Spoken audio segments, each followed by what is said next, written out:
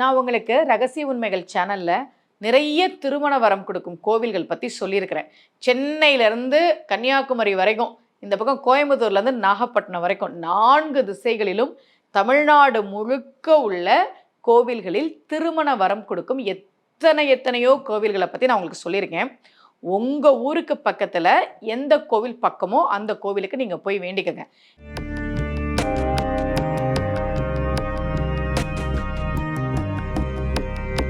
ரகசிய உண்மைகள் சேனலை பார்த்து கொண்டிருக்கும் உங்கள் அனைவருக்கும் சுமதி ஸ்ரீயின் அன்பு வணக்கம்.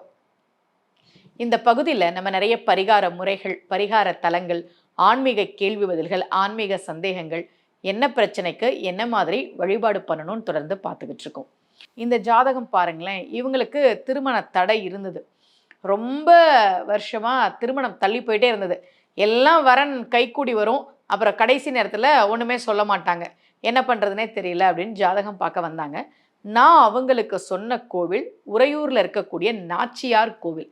ரொம்ப அற்புதமான திருத்தலம் நாச்சியார் கோவில். அங்கே இருக்கக்கூடிய தாயாரை நீங்கள் பார்க்கும்போது, தாயார் அப்படி ஒரு காருண்யத்தோடு இருப்பார். அவரிடம் நாம் சொல்கிற அத்தனை வேண்டுதல்களையும் நிறைவேற்றி வைக்கக்கூடிய தாயார். அந்த கோவிலுக்கு நான் அவங்கள போக சொல்லியிருந்தேன். ரொம்ப அற்புதமான திருத்தலம். கோழியும் கடலும் கோயில் கொண்ட கோவலரே. இங்கே இருக்கக்கூடிய பெருமாளை பற்றி ரொம்ப அழகாக ஆழ்வார் பாடுறார். இந்த உறையூர் தான் திருப்பானாழ்வார் அவதாரம் செய்த திருத்தலம். சோழ மன்னர்களின் தலைநகரமாக இருந்த ஊர் இந்த ஊர் உறையூர். ரொம்ப அழகாக ஆழ்வார் பாடுறார்.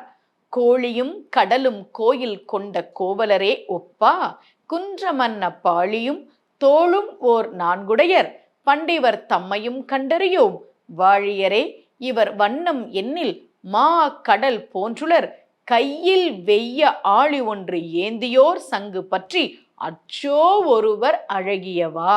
அவ்வளவு அழகானவராக, அழகிய மணவாளனாக பெருமாள் சேவை சாதிக்கிறார். ரொம்ப அற்புதமான திருத்தலம்.